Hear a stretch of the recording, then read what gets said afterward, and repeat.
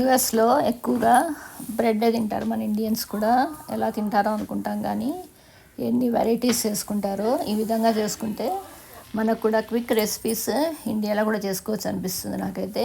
ఇదొక bread sandwich recipe. ఈ విధంగా చేయొచ్చు, చూద్దాం ఈ వీడియోలో.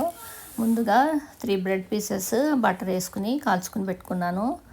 ఆ తర్వాత ఒక బౌల్లో ఒక హాఫ్ అవకాడో తీసుకుని దాంట్లో ఒక చిన్న ఉల్లిపాయ, అంటే 1 పీస్ అనమాట, పెద్దగా దొరుకుతాయి ఇక్కడ అన్ని కాయలు, 1/4 పీస్ అనమాట ఉల్లిపాయ. అలాగే టమాటా హాఫ్. దాని తర్వాత దీంట్లో సన్నగా తరిగిన క్యాప్సికమ్, ఒక 2 పచ్చిమిర్చి, కొత్తిమీర, ఉప్పు, మిరియాల పొడి, ఇవన్నీ వేసుకుని గువాకమోల్ లాగా తయారు చేసుకోవాలి.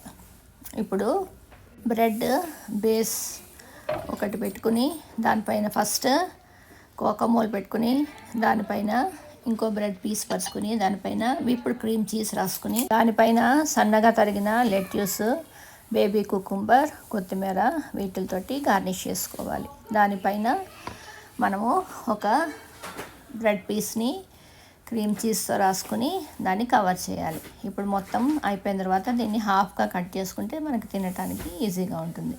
ఇంతేనండి, ఇంత సింపుల్గా మనం యూఎస్లో కొనుక్కుంటే కూడా శాండ్విచ్ ఇట్లాగా తయారు చేస్తారు. ఇంకా ఎక్స్ట్రా ఏంటంటే వాళ్ళు వెజీ ప్యాటీ ఇస్తారండి, అంతే. అది నియర్లీ $10కి దొరుకుతుంది మనం బయట కొనుక్కుంటే. ఇంత సింపుల్గా చేసేసుకోవచ్చు ఇంట్లోనే.